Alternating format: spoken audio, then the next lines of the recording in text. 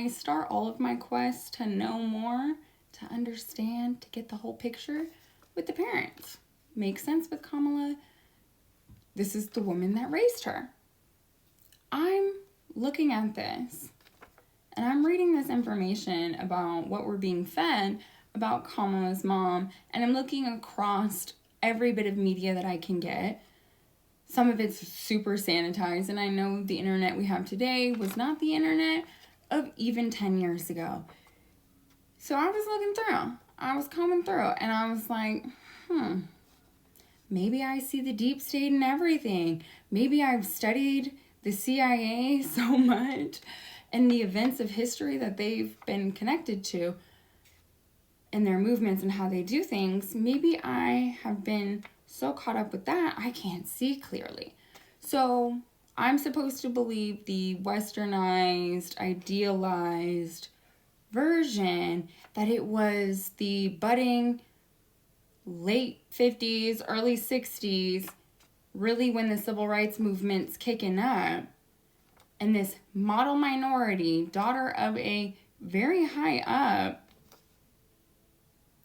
Indian government, Brahmin, sends his daughter to America, okay, as a 19-year-old, going to get a graduate degree, and being one of the few Indian women to be even enrolled in a university, let alone even in her densely populated home country.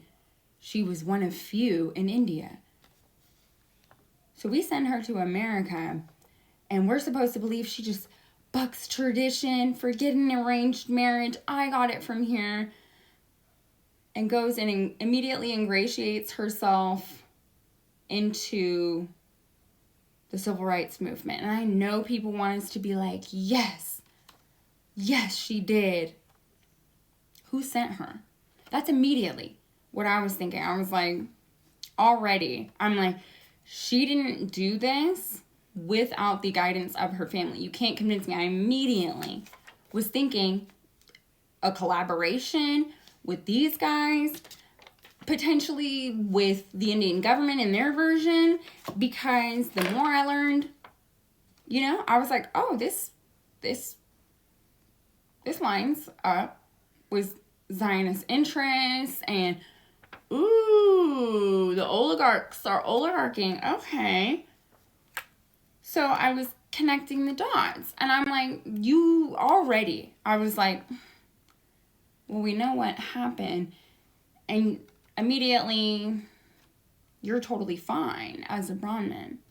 Okay, and I know not all upper class or upper caste or, select or, other backward class, or I'm trying to think off the top of my head. I know it can vary. Experiences can vary, opportunity can vary, and I know a lot of people lie. It reminded me a lot of the Z Gang. I've been talking a lot about them, so I guess I can I win. A friend of my enemy is my enemy. So let's get into it. I don't think she did anything that wasn't approved by her parents. So they want us to think she rebelled, did all of that. And then you dig deeper.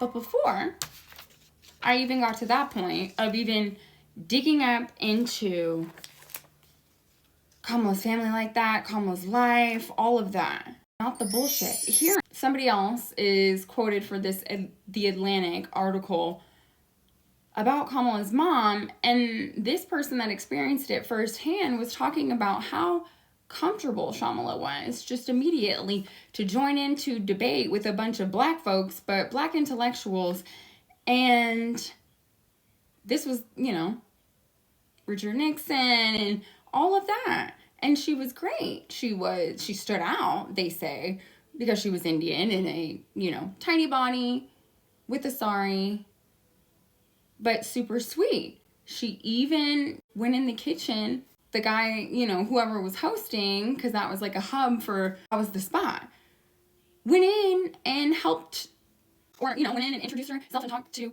the person's mother. And I immediately was just like, ain't nobody was thinking about, no, who sent you? No COINTELPRO. No, so, I know a little bit about a tax system, so like, how is that? But when you start trying to get the cold hard, it's vague. How, real shifty, like a Zionist. I was immediately suspect. And then I started comparing it to, you immediately start getting into the Black Panthers as a model minority, only woman that can get education, you're very smart, that's all you want. And you go immediately, and And then you celebrate Kwanzaa, but we don't even know if that's real, but that's what Kamala has touted. And the fact that Kamala, Joe Biden, Anthony Blinken were tweeting Happy Kwanzaa in 2023 and 2024. Are you fucking kidding me? Y'all celebrate Kwanzaa. I've been in a lot of Black house spaces. I grew up in a very Black house experience. I've been around Black folks. It is few and far between, and they're kind of weird sometimes. Most of the time, anytime I've met somebody, they're either traumatized or they're weird, who have celebrated seriously Kwanzaa. And I come from eccentric Black folks. My grandma was never vibing with that. She was a Black Panther, you know. See, I see Kwanzaa as a red flag, and then when you learn more, how the dude that started it was a deviant doing ritual abuse, probably MK Ultra for all we know. Very federal, a deviant, and you're still celebrating. Like, it's not even real. Most Black folks can't even trade. It's an insult. Kwanzaa's an insult, in my opinion. I have strong ones about how Black folks get their faces played in. So I was like, and my mom really wanted me to go to an HBCU. I was like, no, because I'm a little too militant, a little too radical. I can't do the talented 10th shit. That's why I've always kind of been like, but I didn't know what I know now. Kwanzaa for real? Please. It's not quite adding up. But then I kept looking because I remembered I had a follower, which I hope she sees this. I couldn't find her handle. I lost so many people with my last account. But we have all types of, let's call them Indian oligarchs that I started clocking, right? Yes. So I was like, oh, there's a lot of Indian tea I have been overlooking. And then we had Modi come here and speak more than he's spoken in the last 10 years to his own people. Mind you, that was more than likely to go up for his bestie, Adani, who has like a skyscraper bunker.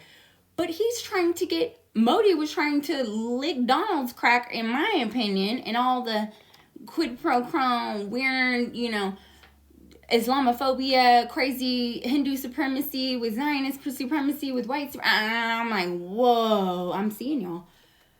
But I think Modi came to make sure he wasn't going to get those federal charges because he's getting them globally, and he had them here open. Similar to Elon, how there was like a lot of cases and then Trump won, and now the oligarchs in running it, the coup. So it's global. We'll keep going.